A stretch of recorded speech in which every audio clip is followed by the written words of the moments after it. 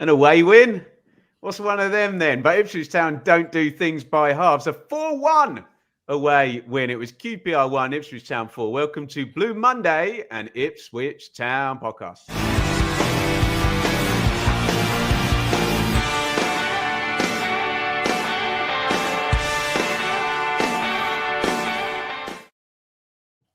Well, we'll get to that. Some breaking news in the Championship, Joe, and it pertains to one of our parachute payment brethren here. Is this good news, bad news, or irrelevant news? Will Still has been sacked after 13 games by Southampton. Joe, you kind of theorised, and I agreed, that finish above all the parachute teams, you might well be in the top two. It's not gone that way. What's your reaction to Mr. Still and his 13 games in the EFL? I guess it's bad news because he hasn't been doing a good job there. They look sort of all over the place. They look bereft of confidence. They don't seem to be doing what they can do. But when you look on paper at their squad, you probably put that with ours, probably even above ours, even as probably the best squad in the league. And I guess you sort of imagine if they roll the dice that they're going to do they're going to be doing better than they have been with that squad.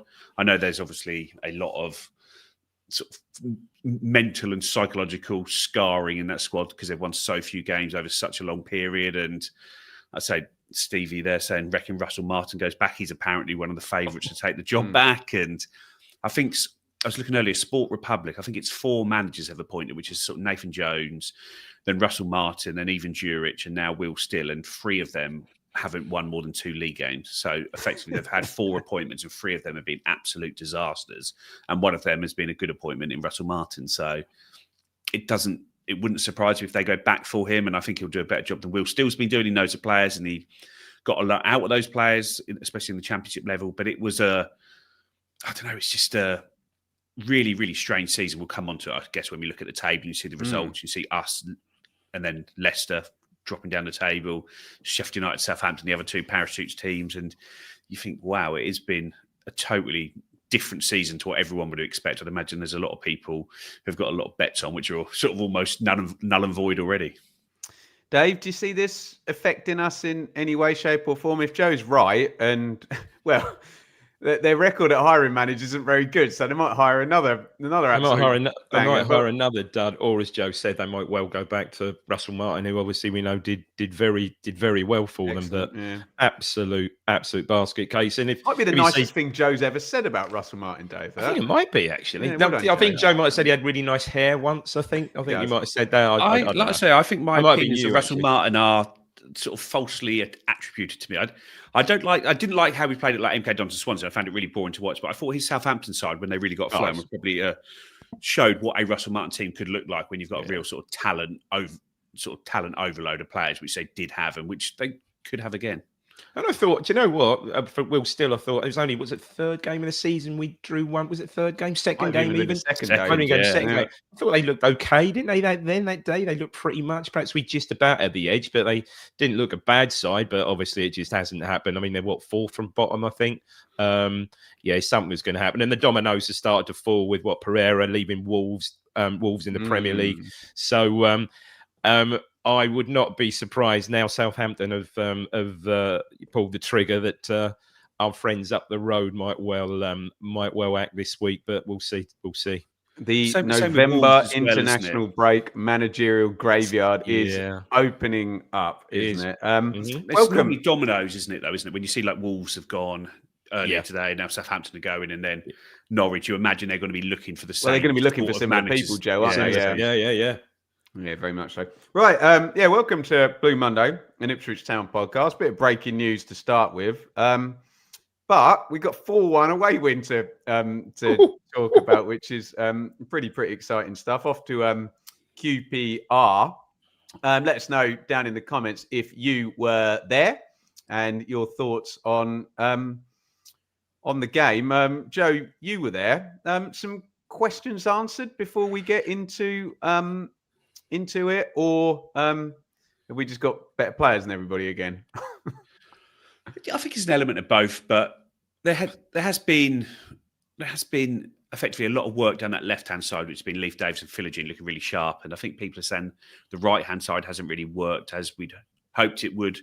And when you see sort of the 2 the 2 in-game goals, the sort of open play goals we scored, were both from breaks down the right-hand side, sort of Valet Egley heavily involved and starting to show some of what we paid sort of 17.5 million quid for a teenager. So you're sort of hoping to see more of that. But yeah, it's a interesting one because we knew Smodics wasn't going to be involved because of the injuries picked up and surgery he's had. And then Azon wasn't on the bench. So I think that made that decision in the 10 role for us. There was no real option we could do in there. But I guess it shows that Keepray is ahead of Greaves for that left centre-back role and Jack Taylor keeping his place in the team as well. You agree with that, Dave? Yeah, we said it. I think both Joe and I have said it before, week before, last week as well. That sometimes you just stumble on these things. Not necessarily Kipware for Greaves, because that's always perhaps close. You said that about Ted Bishop and Cole Skews in the first season of the podcast, Dave. You just do, don't you? It just happens, and obviously the injury, which unfortunately for Smodics is perhaps a little bit longer. A minor knee operation last week. He was playing in the 10. In front of Nunez was seemingly at POM. He picked up an injury last week, wasn't fit to start. So Nunez in the 10, and it just sort of kind of clicked really. And Jack Taylor again, just a great foil for Matasiwa in there, I think. Interesting. Let's get straight into it. Anything more just on Smodics, Dave? Because that's obviously occurred and developed since we last spoke. He's just had no luck at all. I mean, I think I did hear McKenna say last week he thought it was, and I think we said on the pod that it might have been an impact injury, which you think, okay, maybe a week or so. But obviously, I think it was on Insta or something like that from his hospital bed saying he's had a minor knee op and probably that's just a clear up job, isn't it? So probably a month, 6 weeks, maybe. Who knows? But at least it's not the worst case scenario, which we all know is far longer than that. Annoyingly, I was doing Blackburn Leicester, and they showed Smodics playing rather brilliantly the last time those two met, which reminded me of what the guy is capable of.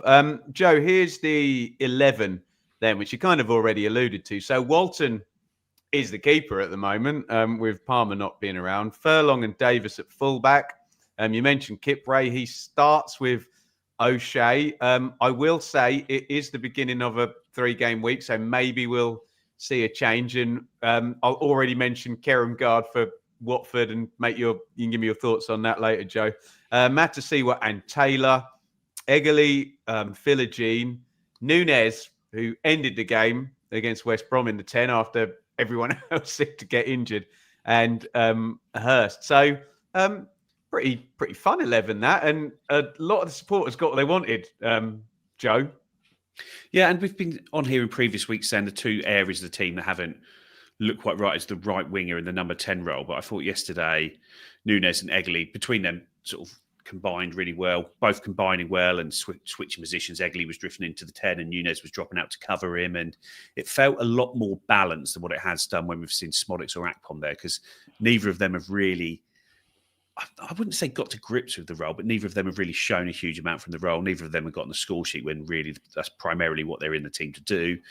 And yeah, it just seemed to work, and Jack Taylor carried on where he left off last week, and I think he's finally, I wouldn't say finally clicked, but he was signed effectively to be the Massimo Luongo replacement back in 2023, sort of two and a bit years ago. And he could never get Massimo out of the team, but it always seemed when he played, he was always trying to be a number 8 rather than number 6, and seemed to struggle playing deeper. But he really seems to have sort of cracked it and moved in, and it really allowed Leif Davis that freedom to move up the pitch, and he dropped into the left back role and where he needed to. And yeah, it's really playing the role really smartly, and without sort of trying to dig out Jens Kajust, sort of night and day, the sort of off the ball work that they're showing in there. And yeah, Jens Kajust is a fantastic carrier of the ball and bits like, and things like that. But Jack Taylor's doing the hard yards in that defensive midfield role, which is what we've always sort of played with under Kieran McKenna and what's allowed us to be at our best. So I think that, yeah, he's really making a case for himself there. And like I say, he's not a mug, is he? He was a guy that was part of a championship promotion team, played a lot of Premier League minutes last year as a regular international for the Republic of Ireland. I'd say it is a competition, him and Jens Kajust. There isn't a clear one above the other at the moment for me. Dave, is this right, you've got the shirts moment, let's see how this develops?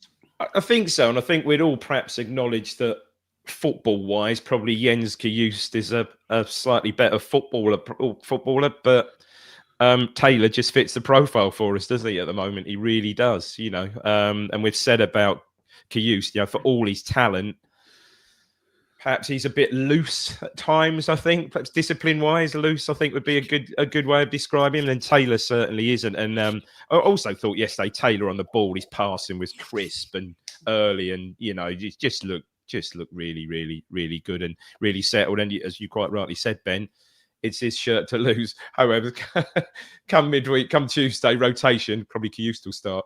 No, he probably won't. Yeah, no, possibly. I hear you. Dave, QPR 11. Joe might be able to come in on this in a bit. It says 4-4 F2 here on Yes, Footmark. I saw that. Love that. Nardi in goal. Dunn and Escudinha fullbacks. Cook and Morrison centre-backs. Hayden and Madsen central mid. Vale and Chair wide with Burrell and Kone up top. Dave, anything making you tremble there? Not really. I mean, we all know about Kone. We were linked a little bit with him in the summer, weren't we? When he started the season really well, but I think played it yesterday. Chair decent, but the left back didn't have his greatest game, I don't think, did he? Was it a 4-4-2, Joe? Yeah, it was. It was in the main. That sort of slightly went out of shape because Chair would drift in and sort of drift about from there as you expect him to. But I think that must be one of his first games back because he sort of looked out of gas after about 45 minutes and didn't last long into the second half. But yeah, he's always been a dangerous player, and I'm sure it's one that they're sort of looking forward to getting back into the team. Yeah. Well, I normally say at this point, how did we start? Dave, how did we start? Oh, absolutely brilliant. We've all bemoaned the fact that part of our problem away has just been, not started at all. And at home to a degree, just not. At home perhaps started okay, but just haven't got the goal. And especially away, we really haven't started well and certainly haven't. I think this might be the first time we've scored the first goal away from home, let alone after 62 seconds. And it was a great goal. It's just a proper old-fashioned wing play, which you've just absolutely got to love. It started, I think it was a cross ball inside to O'Shea, centre circle, under no pressure. Passes it wide right to Egley coming off the right. And so far, we haven't really seen this from Egley. You have much of it, and more of it later. But he does like to drop his shoulder, come inside, get a shot off, or play the diagonal sort of ball to the edge of the box. But this time is superb. Stands up his man, proper wing play, drops his shoulder, little step over, see you later, gets to the line, and it's absolute quality, which we know is not his strongest foot, his right foot. Absolutely beautiful crossing. And again, I've got to say, Hirst, good movement from Hirst. Gets across his man. It's a fairly simple header from 6 yards, but he's still got to get it right. And absolutely brilliant start, but brilliant wing play. Love to see that. What's your take, Joe? And Hirst, we had some great insight from James Scowcroft on this at Blue Monday Live. Hirst, a bit of a lightning rod at the moment, Joe? I think so, because it's a tough role, the centre forward role in our team. You do have to be all things to all men at times, and the difference is when sort of in previous years we weren't the favourites, so the number 9 wasn't the guy who was scoring a lot of the goals. There was a lot of goals coming from around the team, but it seems like this year that number 9 is going to be getting a lot more chances, and Hirst has been on the receipt of a lot of chances, and his finishing has always been a little bit streaky, would probably be the word for it, where he can score some great goals and he might score 5 in 5, then he won't score in the next 5. And that's not unusual for strikers to be like that. The sort of confidence goes up and down. And he's had a lot of chances this year and missed them. And then I think that's shown through his game as well. He's then lost a little bit of confidence, that his touch hasn't been as good. And I think probably the nadir of it was some jeers when he was taken off at home to West Brom last week. And I think Kieran McKenna sort of publicly has called that out since that point. But he said he didn't love some of the stuff he heard from the crowd. Yeah, and I agree with it, because I don't think George Hirst has been a big problem this year. And if he's not playing well, you've got a sort of fantastic replacement, Azon, who's coming on for like the last 25 minutes to have another go at it. And we know that's how we've always played in that role, where you've got someone who's going to run themselves into the ground, maybe not get the rewards for it, and then people can come on later and pick up the rewards that have been earned from others, and George Hirst is doing that. But yeah, it's really good to see him score a couple of goals. And for all the talk of that, he scored 5 goals. He's missed a penalty this year. Like, that is a what, 5 goals in 12 games? That'd be sort of 18 over the course of a season. Well, I think if George Hirst scores 18 goals this year, we'll all be pretty happy with that. Yeah, just if you want to chime in on that, Dave, as Joe was speaking as well, we're in the Championship, and any player that does consistently score all season is then worth 15 million quid, and do you know what I mean? Straight away. So I think sometimes I accept people can get frustrated with strikers. That's allowed. You're entitled to your views on it. You're entitled to jeer if you want as well, but it's the Championship, and how much did he cost? 3 was he? Something 1.5. 1.5 was 1.5. Look, we said it before. Goals, it's goals. Striker, goals, 2 goals. Confidence will be sky. Confidence will be absolutely sky high. No doubt in my mind. If he didn't pick up, don't think he did. He'll start Tuesday, and we'll be absolutely gagging at the bits. Gagging. Well, absolutely. For more of it, honestly, Dave. We're absolutely gagging for it. They absolutely thrive on it. A striker like him, and he hasn't. He's been a bit. I think we have been a bit critical of him, quite rightly. His touch hasn't been great. He's missed 1 or 2 chances, and in all, the penalty against Barrett. Look, anyone can miss a penalty. We've said on here it wasn't a terrible penalty, but probably you score that, we go on to win the goal, and that just sticks with someone. But it was important. Those goals were important for him yesterday, and yeah, as you said, he probably can now. A bit of luck, he'll go and score a few. Off on a goal a game run or something, or 2 goals. 2 goals, set him up on a goal a game run now for the next few games. Be interesting, Joe. We'll get onto the rest of the game shortly, but tight hamstring maybe for Hirst might put the kibosh on Dave, having him gagging to be starting on. We play on Tuesday or Wednesday this week. I don't even know what day it is. Tuesday. Yeah, well, I think Hirst did. I think McKenna said that, but Hirst came out and he did the press after the game and said he'll be good to go on Tuesday. So I think he's decided he's going to be all right. So I'd listen to the professor personally, but there you go. We'll see. Like, I think sometimes I guess he knows his body. He knows what a tight hamstring was. The game was won at that stage. I'm reading doubts, or is that someone just putting it out there in the comments? McKenna had said. Oh, really? Tight hamstring. Right. Anyway, we're 1-0 up very, very early in this one. Dave, how do we cope with being 1-0 up very, very early in an away game?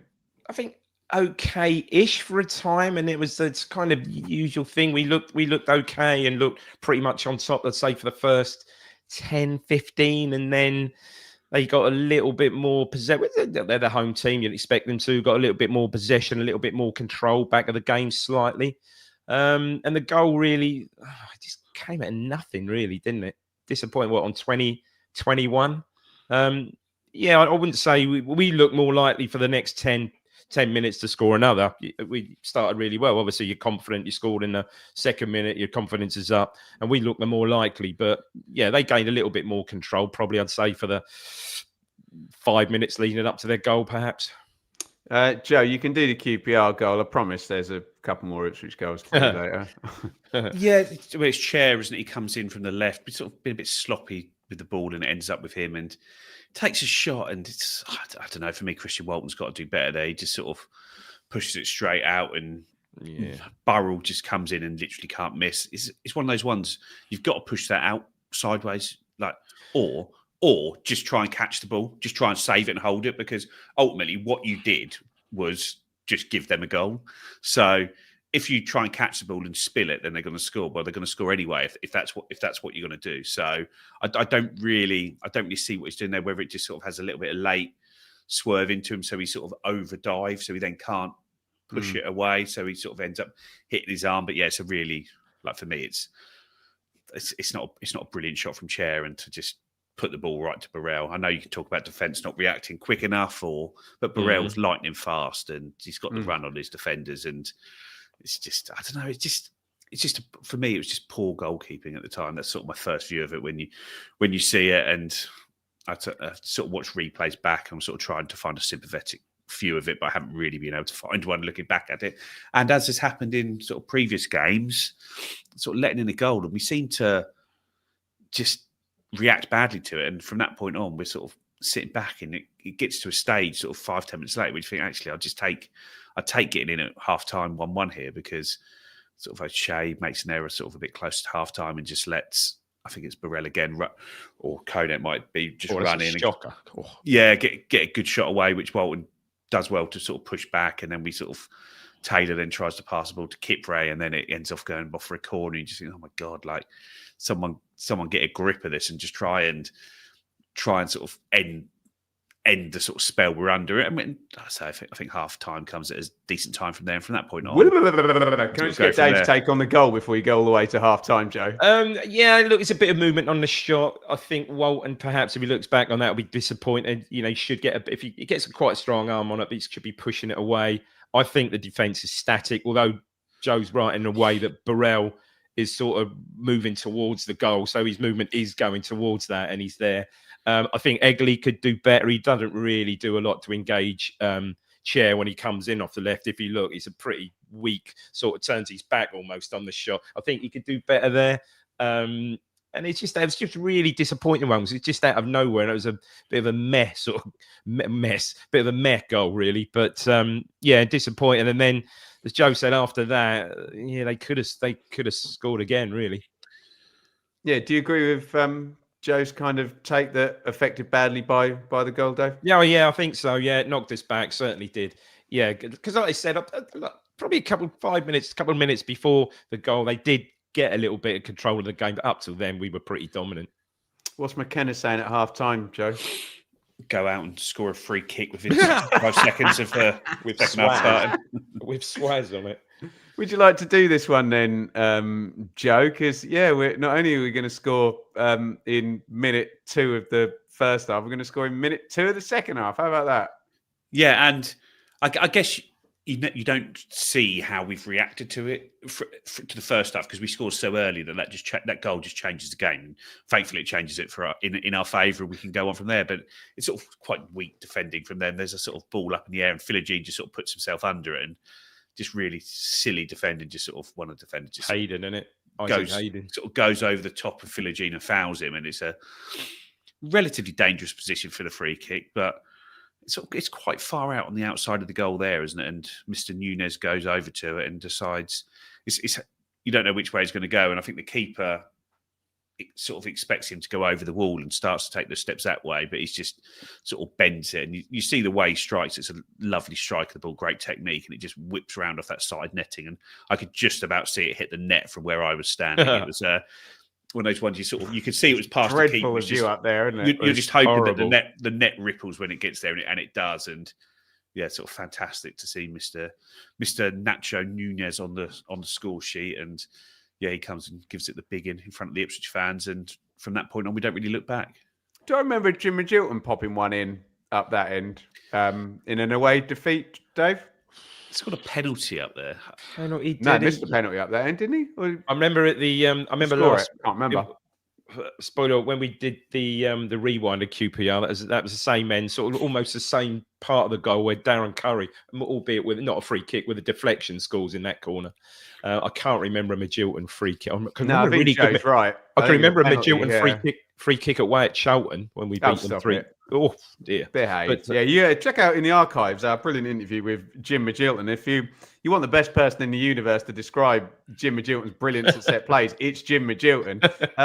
But Dave, this could be fun, couldn't it? A set piece threat, and if we're going to be in tight games with teams playing low blocks, and so important. Kieran McKenna complaining about ball in play, we could really do with a good set play guy, couldn't we? Absolutely right, and we know he does. And we know to our cost, he does like a set play, a direct free kick from distance, as we all well know. So yeah, that, as Joe said, that is an absolutely beautiful strike, just curling away nicely and finishes in the side netting. Keeper's not going to save that, I don't think, even if his weight is going that way. Such a perfect strike. Lovely stuff. And we are going to double down this time, Dave, and get the 2-goal lead. Talk me into Hirst's second and our third. Well, it's a brilliant team goal. I think we scored 1 this season, haven't we? Was it Portsmouth? Was it Hirst's goal against Portsmouth, where I think we all said, yeah, that was shades of 23-24, the Davis, I think it's played in the Davis assist and Hirst rolls it in. Well, this is an even better team goal. I think it starts with Walton to O'Shea. O'Shea sort of like drops his shoulder, drops his shoulder, but gets it to Furlong. And this is where it gets brilliant because Furlong lays it in, I think, to Nunez. Nunez just lays it in Eggely. Again, it's that direct run of Eggely, but it's brilliant support play from Furlong. We've been a bit critical of his, and probably rightly so, we've been a bit critical of his attacking play, I think. What attacking play? Well, exactly, absolutely, exactly. And this is superb from Eggely. Obviously, he hears the shout and he delays. I thought perhaps he'd delayed it too much and the defender was going to get the block there, but great bit of skill from Furlong. He just hangs it up to the back post. And again, George Hirst, brilliant movement, comes off his man and he's there just to nod it in at the far post for 3 or 4 yards. Great goal. Great team goal. Joe, bit of a non-celebration from Furlong, who was at QPR, wasn't it? But yeah, great to see him with some half in jest. He hasn't really got into the attacking patterns. You agree with Dave's take on that one? Yeah, he does really well just to really stand the ball up because the defender is coming across the block and he's really got to get under that and sort of put up the Hirst. It's one of those ones where none of what was done was easy, but everything makes it look easy to the point that George Hirst literally couldn't miss from when he's there. You're just bundling the ball into an empty net almost at that stage. But yeah, no, it was one of those ones where you just sort of took them apart from back to front. The whole team's moving and pulling people everywhere and dragging them, and they're at 6s and 7s. And yeah, it's just a really, really good goal. And my favourite segment from a couple of seasons ago, Joe, it's the return of Deflection FC. Would you like to talk to me about the 4th goal? And another free kick won by Jaden Philogene. This one's has to do a little bit more. I think Hirst sort of plays to him. He just does a lovely little sort of touch to lift the ball past. I can't remember Morrison. who it was, but Morrison there, who just absolutely sives him down. And it's one of those ones where it's a very strong yellow card. It's almost, you could almost argue that he's away on this one. And I think if it's a red, the players appeal. But you look at it and think, well, actually, that could have been. To be fair, it's not not out of the question. That was no, sort of an orange card. You know what red I think at 3-1 you wouldn't get it, but yeah, no, he does really well. And I think there's been talk like Philogene had a quiet game, but ultimately he wins 2 free kicks, which leads to 2 goals, which is really, really good. And this time Nunez decides to sort of go up and over the wall and down to the keeper's right-hand side, and it gets a slight nick off the head of one of the players. It's hard to tell from the angles how much of a difference it makes, because if anything, it looks like it moves it closer to the goalkeeper, but the goalkeeper still doesn't get anywhere near it. So it's, and you just think, well, it's sort of, I think the last time we scored a direct free kick was Nathan Broadhead against Sheffield Wednesday back at the... Was it actually? Yeah, one game before our amazing run. That 2-2 game, last League One. Yeah, what? 2 days before the Bristol Rovers nil game, or 3 days before that. So it's the first time we scored a direct free kick since then, and we scored 2 in sort of 15 minutes. I'm supposed to say something about buses now, Dave, aren't I? But we've got someone 2 free kicks in one game. How about that, Dave? Davis must have scored one surely at some point. No, blimey, that's incredible. No, a good free. Yeah, just at first I thought on first look at it, I thought, hang on, he's actually got that up and over and in the near post, but it's very slight. It's just a weird deflection because it is obviously the deflection makes the goals. I think it is going just outside the goal, and it's such a minute deflection. But again, it just puts even more sort of spin on it. And keeper's got no chance. Yeah, brilliant, absolutely superb. And Dave, is it all Ole football from there on out with 25 to play and a 4-1 lead? A lot of changes. QPR, they make a lot of changes. I think they made a few changes before then, actually, but there's a few changes. They did actually, yeah. Yeah, they have a few good chances. Walton makes a good save, I think, from Saito. I think Saito goes through. Walton makes a really good save, and 4-1. Disappointed to. Yeah, I don't think he would have given up any points that game, but still 4-1 to 4-2 doesn't look. Obviously, doesn't make sense. It doesn't, because it's not as good a result, but that was more of a 4-1, 5-1 game probably. So it was great to see Walton really make a good save there. And they had a couple of, they had a free kick, and which Geezer just just gets it totally wrong and hits it way, way high.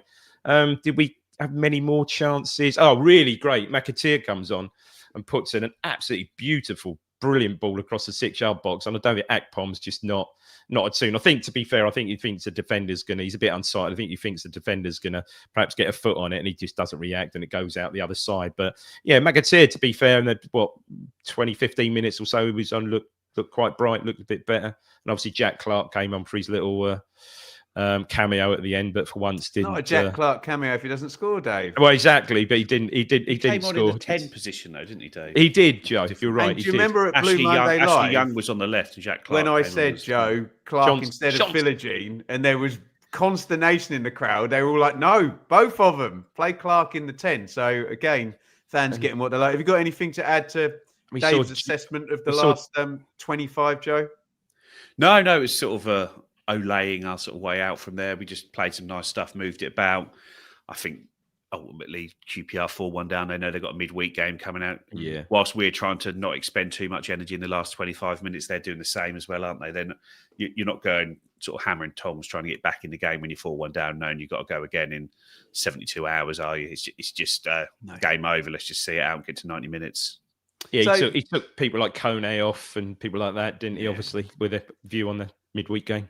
So, DD, how are we framing this? The Miss Stats here say 62% on the possession, which is great. 4 goals from 1.03 XG. That's what 2 free kicks from outside the box will do for you. On the one hand, you can be incredibly positive and say that the team is developing and not near where they're going to be. And if you can go away and win 4-1, it's okay to rely on individual quality as long as you don't do it all the time. That's the kind of positive spin. I guess it can't be a negative spin to a 4-1. No, I don't look. But we're not there. We're not there. No, yet. we're not. It looked, I think Joe would agree. We looked a lot more fluid, I thought, yesterday. Eggely's just getting better and better every game now. You can see it. You can see what he's about.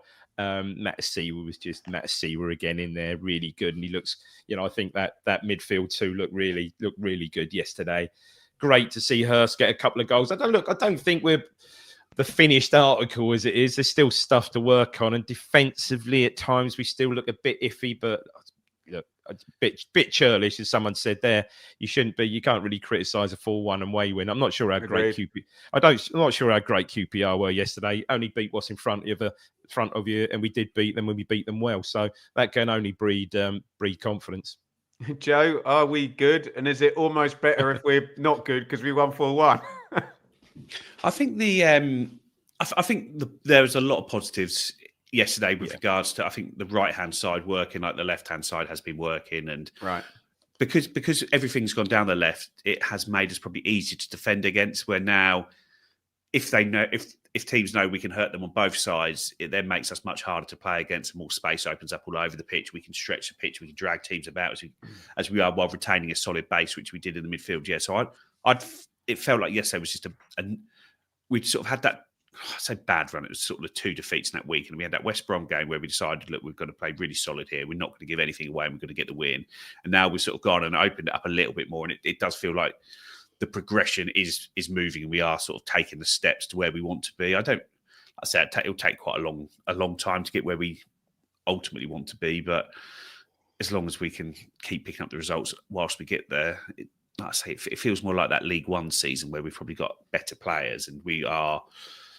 You'll have some games where you're really purring, and then you'll have some frustrating games and go from there. But as it keeps going and going like that, it's going to click. And say that just the areas that we've sort of touched on, that number 10 role, it still doesn't feel right. Smodics or Akpom in there, and maybe that is something that we need to have a look at. But yeah, I thought Nunez in there help bring that forward. I thought, like I mentioned earlier, him and Agele, I thought they really sort of interchanged well, sort of both with the ball and without the ball. And Furlong was pushing around Agele, maybe had a little bit more trust in him to go and do that there. And Davis was still good on that left-hand side. But I think it was just a good team performance where we got what we deserved in that. I know the sort of XG was low, but I think when you score, like you say, you score 2 free kicks, then game state from that point onwards. Like I say, if you actually to look at it, like Hirst header is like a can't miss chance. So you sort of create that, and just scored good goals, dragged them about when we wanted to, and probably showed the difference between the sort of players we can sign, the sort of players QPR can sign, where they're signing the guys that they're hoping to develop into the guys that we've got.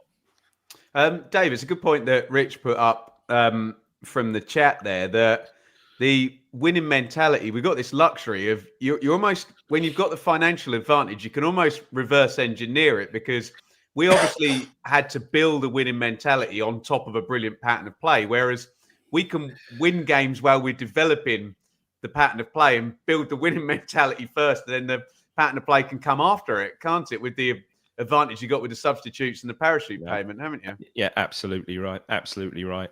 I think yesterday was a bit of a statement win. I mean, we'll get on to the other results in some crazy results again in the Championship yesterday. I think a bit of a statement win yesterday. We hadn't been great away from home. QPR have had a half decent, other than the walloping they got at Coventry. Have had a half decent. All right, they lost at Derby, I think, the week before. Well, there's only one team that's worse than us away from home, Dave, and we're going to talk about them in the preview for Tuesday. But so it was, I think, a bit of a statement win yesterday, and let's hope we can just carry that forward now.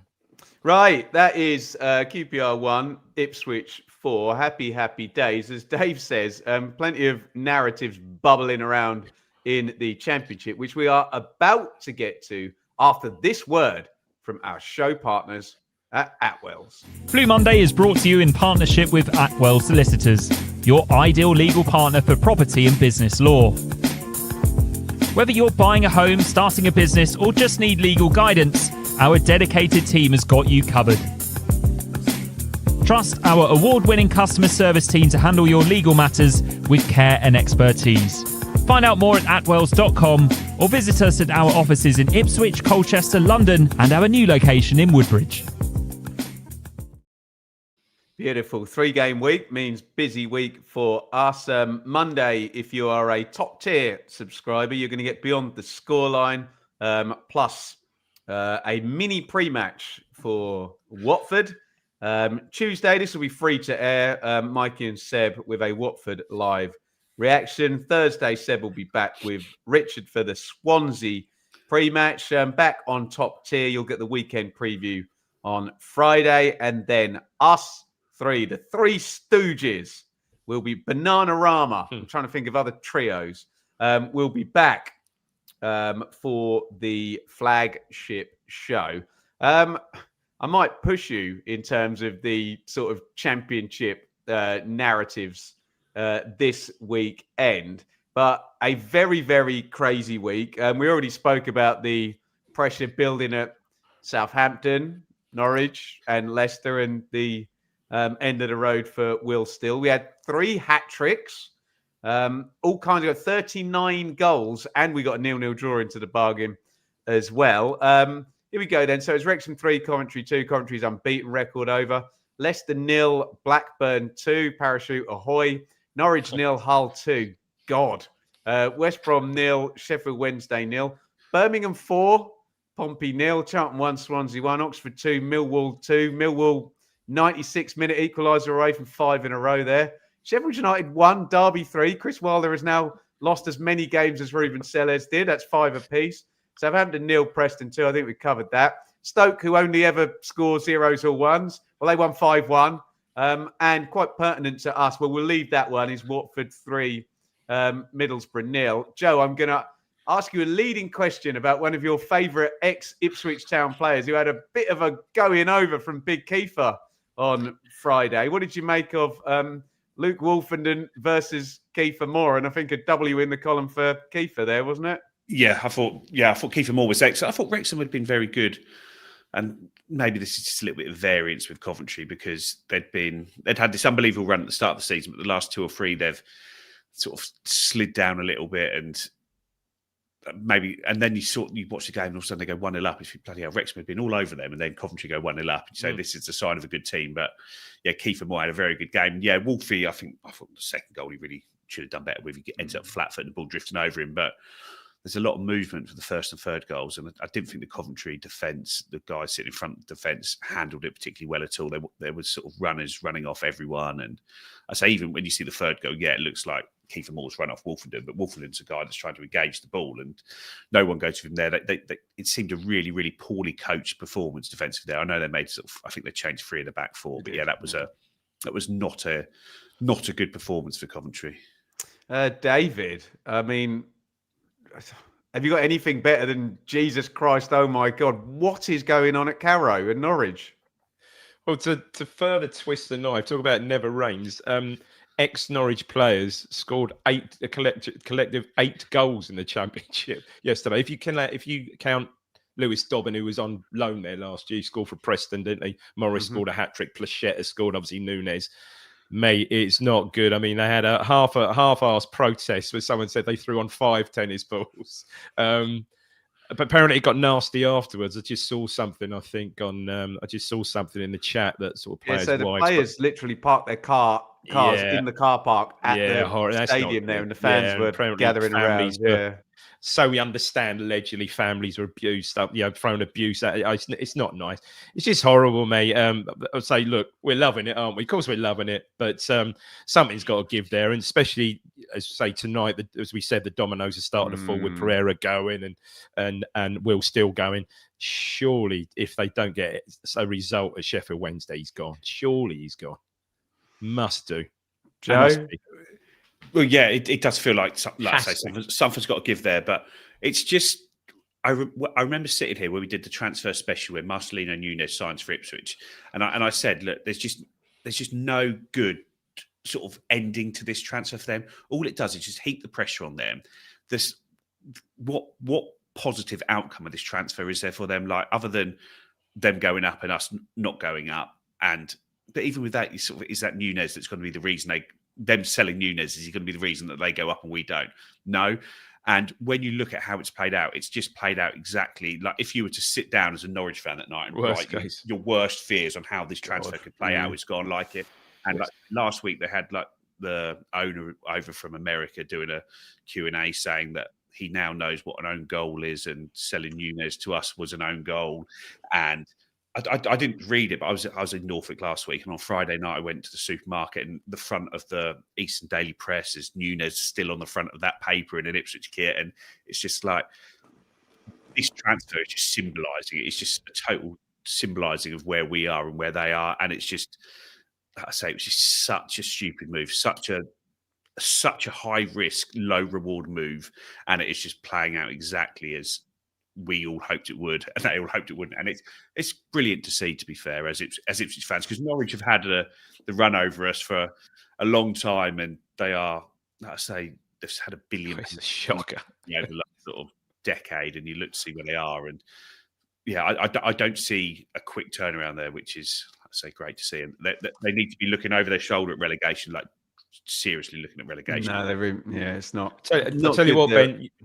Sorry. From time to time, I will go down. Yeah, I will watch the Talk Norwich City, the short pod that Jack does.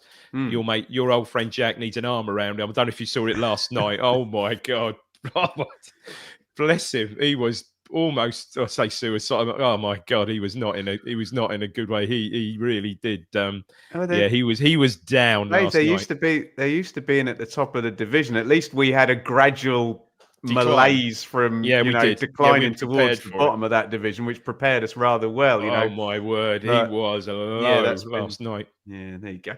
Get your questions in, guys, really, really quickly. I just want to ask my world's smallest violin out. Sorry.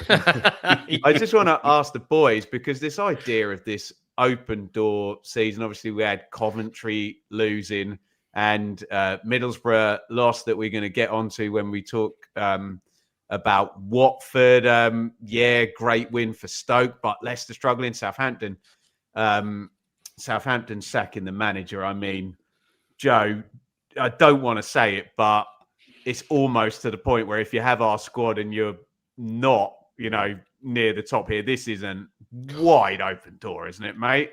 Yeah, this season is absolutely there for the taking, and if we find a way to not go up this year, it really, really is something that is like the old Ipswich, where we managed to find a way to not walk through open doors and not find a way to do anything. Yeah, this season is, I say, there for the taking. You look at Middlesbrough, I say, I know they're second at the moment, but they haven't looked very good. They got beaten 3-0 by Watford yesterday. Rob Edwards is now heavily linked with the Wolves job. I think he's got a lot of history at Wolves and sort of as a player and coach. And I say Coventry have looked good, but then you sort of see the last 2 or 3 games and that's sliding back. And yeah, there is absolutely, without sort of trying to set him up for a sort of fall and put a target on her back, there's zero excuse to not go up this year, isn't there? Yeah. You said it. Yeah, you said it. And you see it, Ben. You've been in a championship podcast for how long now? I mean, the quality in this year's championship, it's not there, is it? It really isn't. I don't accept the premise that the quality's not there across the board. There isn't maybe that's a Leeds or I think Burnley Big Al said it after the Blackburn game, talking about a Fulham right at the top, banging the points out, or Norwich like they have been, or a Leeds like they have, or Leicester the year we went up. I don't think, which then just locks out one promotion place, doesn't it? Yeah, and then true. you have a good old scrap for the second. Well, so you look maybe at that's it, Joe. The current top six, when you say like it's like Borough, Bristol City, Stoke, Millwall. Does anyone expect any of those teams to get 90 points? You don't, do you? You sort of think all those teams. Coventry could get 90. Yeah, I did mention it, but the sort of second to sorry, sixth, beg your pardon. Sorry. Yes, sorry, second to sixth at the moment, or second to whoever. You don't really see any of them being able to get like 80 points for any of those teams. Would be seen as a fantastic season where we're the sort of team that if we just click, we could win 5 on the bounce, and all of a sudden you just jump up above them. And I say we're probably going to lose to Watford on Tuesday night, so it's no foregone conclusion. But with what we've got, we should just be able just to sort of pull away from the pack quite easily, because the teams that do have the quality in their squads, the Leicester, the Southampton, even Sheffield United, I know they've lost players, but still got a bloody good squad, really, haven't they? When you see the sort of like the Callum O'Hares and guys like that in the middle there, the strikers they've got, that they should be able to put a run together, but they look so far off being able to do so. And we're the only one of the teams who have got the 30-40 million quid sort of advantage in this league that look like we're sort of half together and half just competent as a team at the moment. So that should help. Birmingham, I thought, were good again yesterday. Looking very good at the Knighthead Stadium at St Andrews. They look very good there, but not. Didn't you upset enough Birmingham fans in the first week of the season, Joe? I was just saying how that £10 million sponsorship deal has really hit home with the brand awareness that they've got there for that. So it's a why have I set him up? Good, David? Fair market value sponsorship deal that they've got there. But no, they look good. But I think we've got to push on from here, don't we? Now. I would say that Sheffield United this midweek might Wilder might go one better. Yeah, they're away at Coventry Tuesday. Yeah, I'll be across that one actually. If you want to join me before Rich and Seb, you check in at the Mikey and Seb at the end of that one if you're not able to get to Fortress Portman Road. Dave, questions, get them in. Tim, do we stick with Nunez as the 10 and Taylor in the middle? Think so. Absolutely right. Although I fully expect some rotation on Tuesday evening. But yeah, that's for me at the moment. We said earlier, now that's Taylor's shirt to lose. And Nunez looked really comfortable in there. Joe, under 21's doing well. Any players that could get a game? Is this just wrong time and place for that? Yeah, probably, because you look at Cam Humphreys, for example, who's sort of seen as above that level, and he was on the bench on Saturday, but still hasn't had any minutes since the sort of transfer window shut, which is really when the season started in effect with the squad that we've got there. I thought there's sort of Elkin Baggett is there. I guess he's probably closer in line to it. I think Boniface is doing well again there, but tough for him is that he missed so much time in pre-seasons where that was probably his chance to sort of maybe show that he could be the left backup effectively ahead of either Ben Johnson or Ashley Young, whoever's going to be playing on that side there. I don't know if anything were to happen to Leith Davis, probably Johnson there, but we'll see on that side. But I don't think there is anyone. The real shame in it is probably Finn Barbrook, who's been excellent. He's had an excellent pre-season, went on loan to Lincoln, and is sort of so not even in their match day squads that he's playing for our under 21s on the Friday nights rather than with them, and he's only played for them in the EFL Trophy so far. Right, 21s are outstanding, aren't they? I've got to go and see them. They're winning. They're top, aren't they? Yeah. Man United are second, and this is nuts. Harry Clark played on Friday as well, so that's good to see. I suppose, and yet to flip the under 18s are getting walloped every single week, aren't they? Pretty much. Yeah, they lost 8-2 to West Ham. One of the West Ham centre backs scored 4 goals. Have you seen? Trevor mentioned in the chat. Have you seen these Mendel? Have you seen the 21s at all? Have you seen that Tudor Mendel at all? Yeah, not huge. Yeah, Tudor Mendel is like fantastic, skillful player, like cutting in from on that left hand side, but probably like off the ball is a long way off what we need in the first team. Yeah, the step up between the 21s and the first team is so vast that you need to find a loan between those now. Yeah. Right, let me just quickly take this one because it ends up the conversation. Chris saying which clubs are going to last the race in the top two, Chase. I agree with Joe that in the absence of the parachute teams, Coventry have got a lot of credibility as someone who could get up to that 90-point total.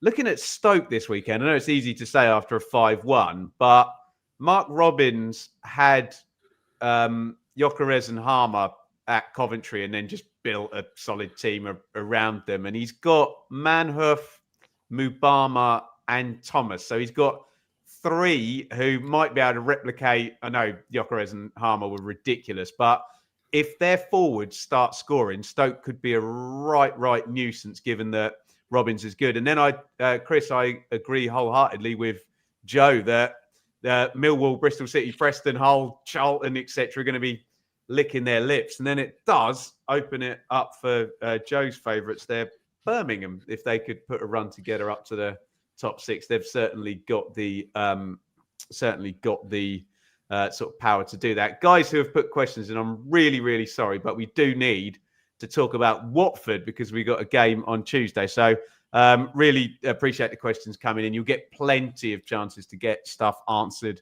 through the week, Tuesday and Thursday indeed. So my apologies, will go quickly. So it is Watford on Tuesday night. And Watford are weird as normal.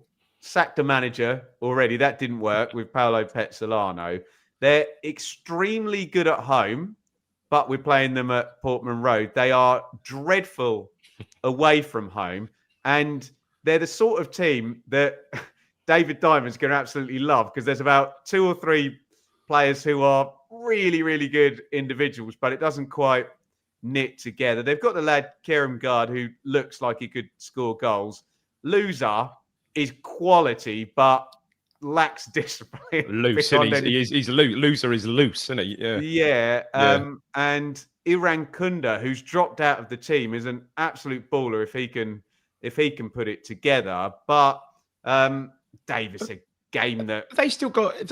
What was his name? The midfield player with a Eastern European with his socks at half mast. He's not fit. Yeah. Oh, he's not.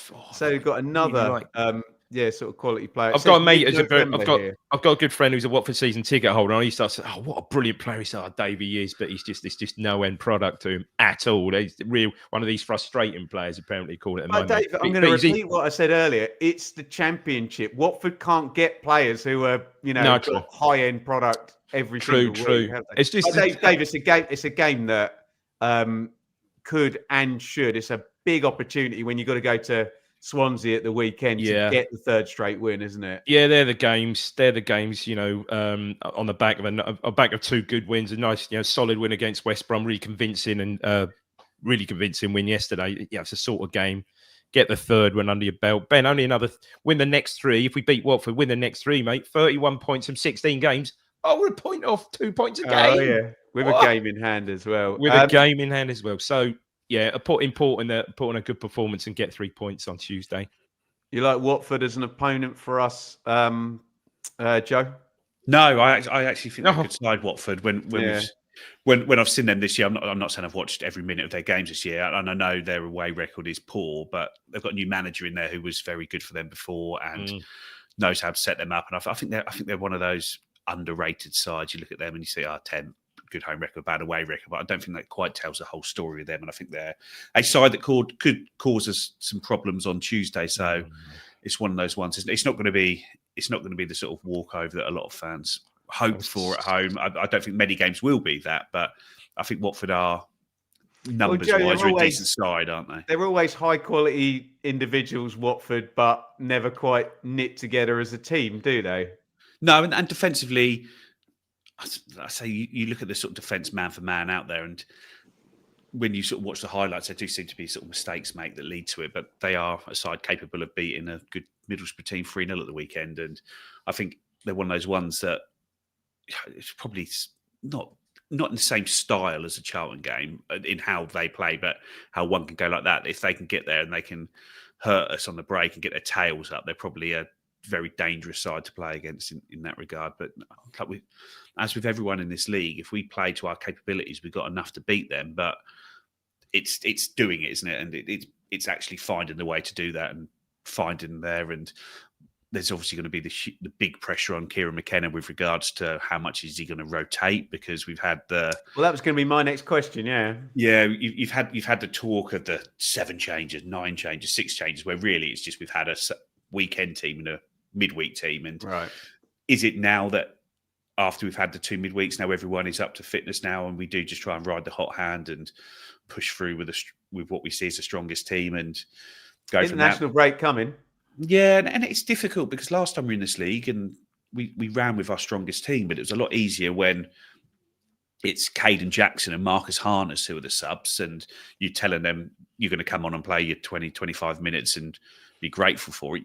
You can't have those conversations with Jack Clark and Chuba Akpom and Sam Smodics and Casey McAteer. These guys are here to play regularly. They're not here. They're not grateful to be at a club like Ipswich Town pushing at the top of the championship at the highest their career is ever going to be, and just happy to be a part of it. These guys want to be the main men in the setup. So it's really, really difficult. But I'm hoping that we do start to just go with the team that we think is the best team and try and build those relationships, because it felt like over the last 2 games, the progress from A to B was a lot better, and you then hope that you can sort of push that and carry on to really go up the table. And like I say, I think some people in the chat may be a little bit misconstruing what I'm saying. I'm not saying we are going to pull away in this top 2 race and we are going to fly up the table. I'm saying, look, with our squad, if it goes right, that we are probably the only team with the potential to be able to do that in the league. The team that can string huge amounts of wins together, but it's saying it and doing it are 2 different things, and it's really, really, it's going to be a real challenge to do so. But you hope things go right, and we are in that position able to do so.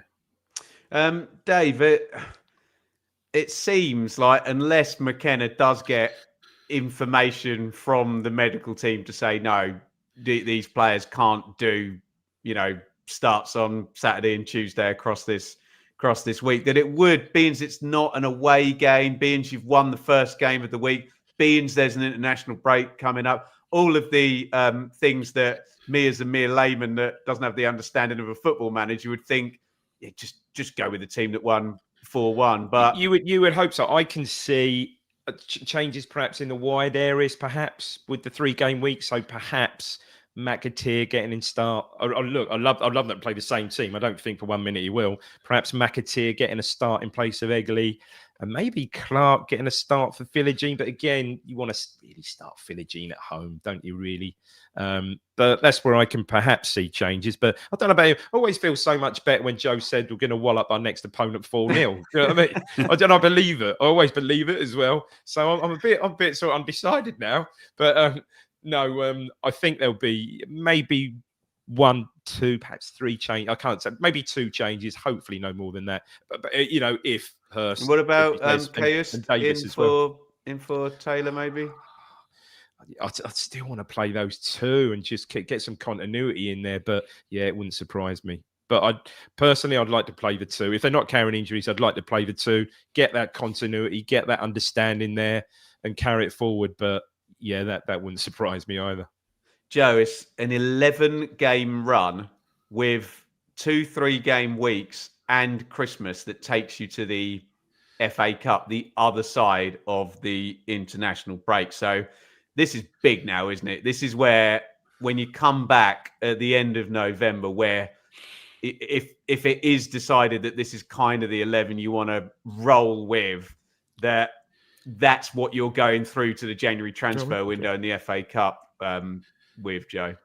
Yeah, and you're going to know a lot about where you are come sort of 1st of January, and hopefully this 11 games gives you, if you can win 8 of those 11 games, you know you're going to be absolutely fine, don't you? And sort of flying from there, and each game is going to be difficult and have its own set of challenges, but we've won the last 2. You just got to find a way to keep winning and keep racking those wins up, like you see last year, like Leeds and Burnley did. Just win, just keep winning. The year before with us, Leicester, Southampton, Leeds, where you go and win your game, you look at the sort of fixtures, and they've all won their games, and all of you are on a 4-game winning streak, and all of you are doing this. You've got to make sure you're that team that just finds a way to win every week. Dave, last word from you, mate. Yeah, I think the next month, if we can keep Coventry in our sights, because don't forget, we play them twice in December, home and away, Coventry. I think if we can keep them in our sights, we'll be all right. There we go. QPR 1, Ipswich 4. Straight back into the action with Watford on Tuesday. Stay with us through the week. Plenty on Blue Monday and Ipswich Town podcast. And we will be there for it. Thank you, everybody, for watching, listening, etc. And we'll see you on Tuesday.